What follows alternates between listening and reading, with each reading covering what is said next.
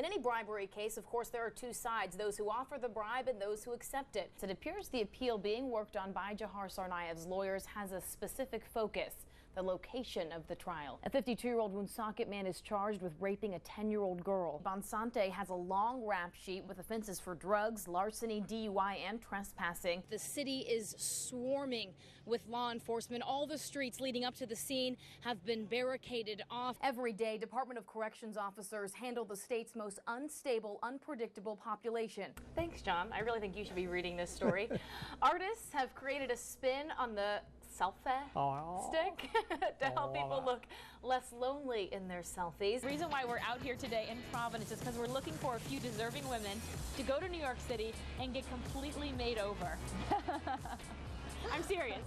FBI's Joint Terrorism Task Force also involved in a deadly shooting at a CVS parking lot in Boston. All right, Nick, I obviously don't want Brady suspended for 4 games, but I've never heard the word deflated or deflator used for losing weight. Come on, you know, I was getting my deflate on at the gym today. I've never used that term before, so that's a bit of a stretch. Yeah, it's a little peculiar. Commercial trucks could soon be paying tolls to get across Rhode Island bridges.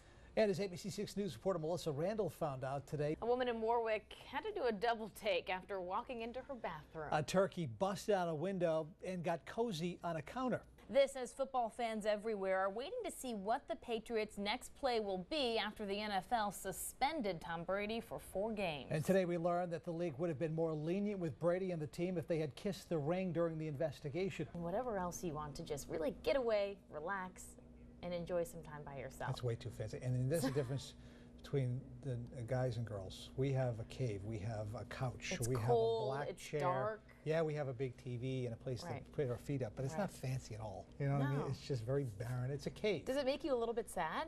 Like maybe you're feeling a little bit left out? Maybe a little bit. Your design isn't as great? Can I go to the she shed? Can you go to the she And that, shed? by the way, is a tongue twister.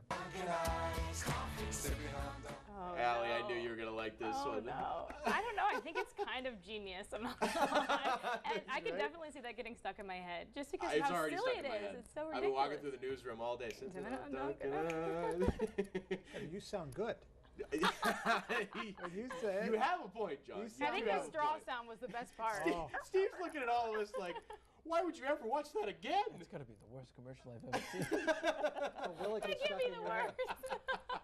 Will it get stuck in your head? Not in my head. I know I'll hear you singing that around the newsroom later tonight. All right, speaking of Dunkin' Nights, you may be drinking that in the 7-day forecast. It sort of looks like something out of a war movie. You know, you're walking around a mall parking lot and there's just armed officers everywhere, constant sirens being heard, they're speeding past. You just wonder, are they getting any closer to catching that suspect, that one person, that 19-year-old who's literally shut down Boston and the surrounding communities? It's really hard to fathom, it's hard to understand, but this is real life and this is happening, and from the looks of what's going on here right now, you can see that it is far from over. Well, she has become the face of fighting back. The blonde beauty who swore she'd wear high heels again after the second bomb at the marathon took her left leg below the knee. Well, tonight, Newport native Heather Abbott shares what the trial has been like for her and how this entire experience, while horrific, has helped her find what she was meant to do.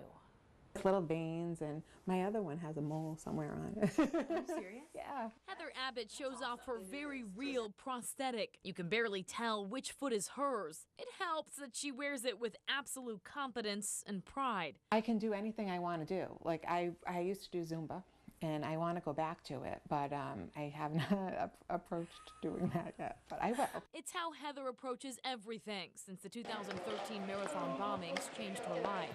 I can, and I will. That was the attitude she had going into the death penalty trial of Jahar Tsarnaev. But it was something she couldn't prepare for. I think it's been a little more difficult than I expected it to be. You know, it really brought me back to that day, and also brought me back to that day for them, and having to hear all the details about what happened to them was difficult. Heather wasn't in Boston when the guilty verdict came down. She watched from home. I'm happy that there was a guilty verdict, and whether, you know, he spends life in prison or is subject to the death penalty, it doesn't really make a difference to me.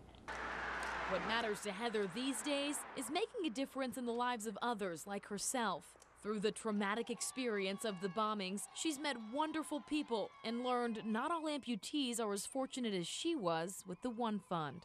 What did I think about amputees before? I guess I just assumed they got a leg and that was it. But that is not the case.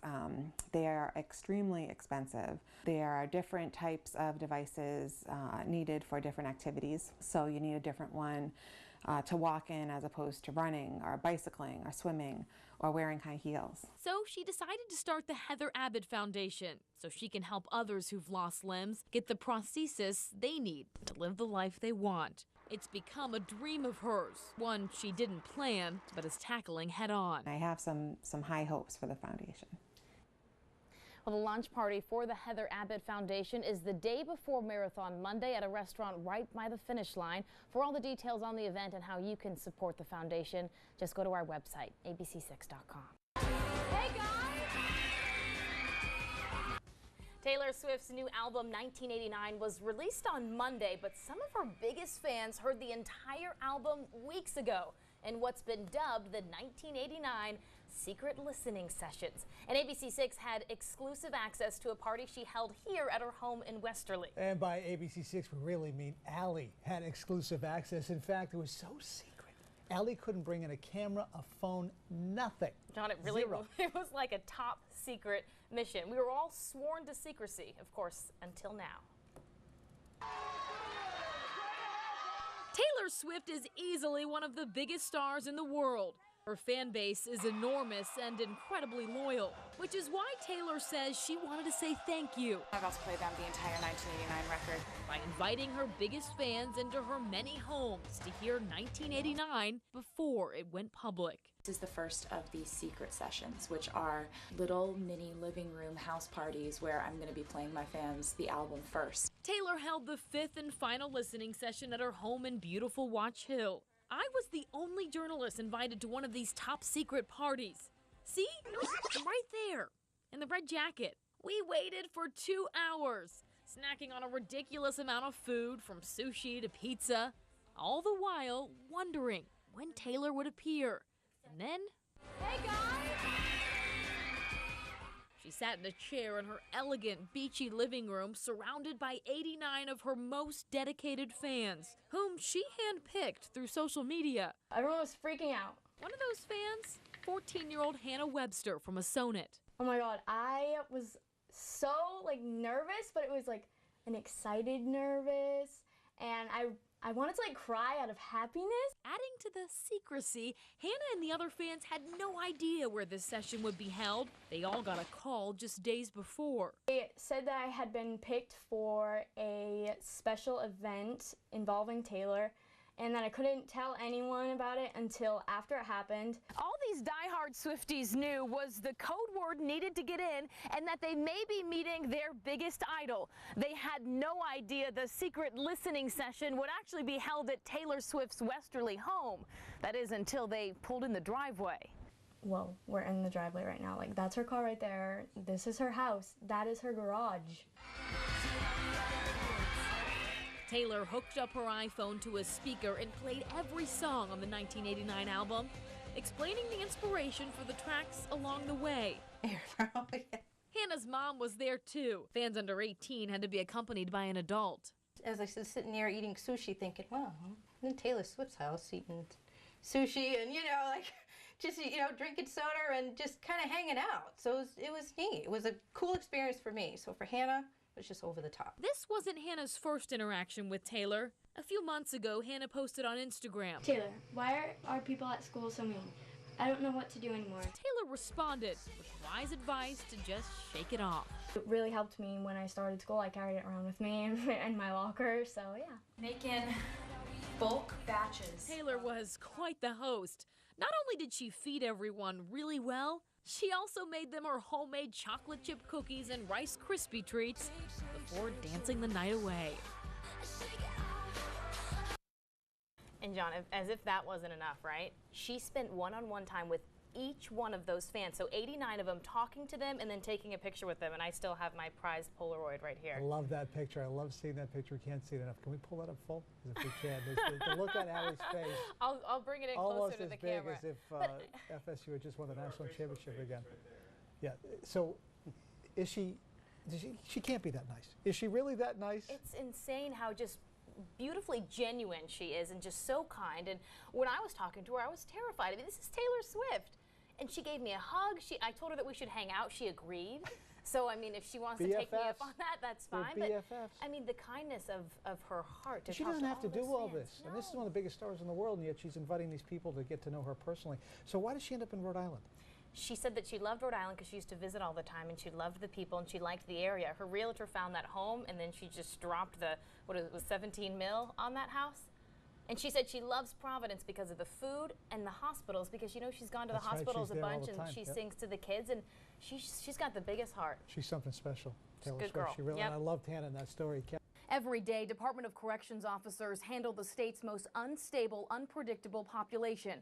It's their job, but lately corrections officers say violence has risen, creating more tension than ever. Behind these prison walls, there are on average 890 corrections officers and 3,200 inmates. This is ACI life, and it sucks. There are 8 prison facilities, separating men from women and segregating the most dangerous from the least. In recent months, Richard Ferruccio noticed a spike in the number of assaults between inmates and on officers. Lately, it's almost happening daily at the intake.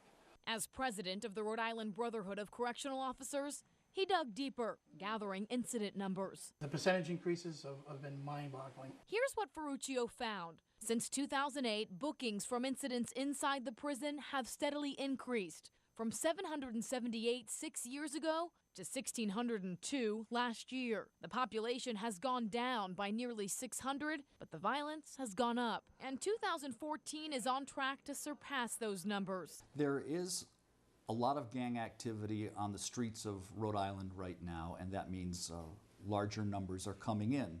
The prison's director, A.T. Wall, acknowledges the uptick in gang members, but says violence is always fluctuating. The information that we have doesn't suggest that there is a steady increase. According to the prison, there were 44 assaults on officers from July of 2012 to June of 2013, and 24 since July of 2013. The prison defines assault different than the union. Within a minute, there's 5 guys fighting, and it can get pretty serious. Wall says they are doing everything they can to identify and separate gang members, but inside a prison, these incidents are inevitable. We have an ironclad no refusal policy. Whoever is sent to us, we have to take in, and our job is to manage them. Many of the young kids that are coming in are more violent, more dangerous than we've seen in years. A lot of these young kids that are coming have no respect for life. These assaults include razors, fists, and sometimes throwing of urine and feces. Now, there is a bill in the General Assembly right now that would allow charging and convicting accused criminals of these acts, adding more time to their sentences. Alexandra, Cowley, ABC 6 News.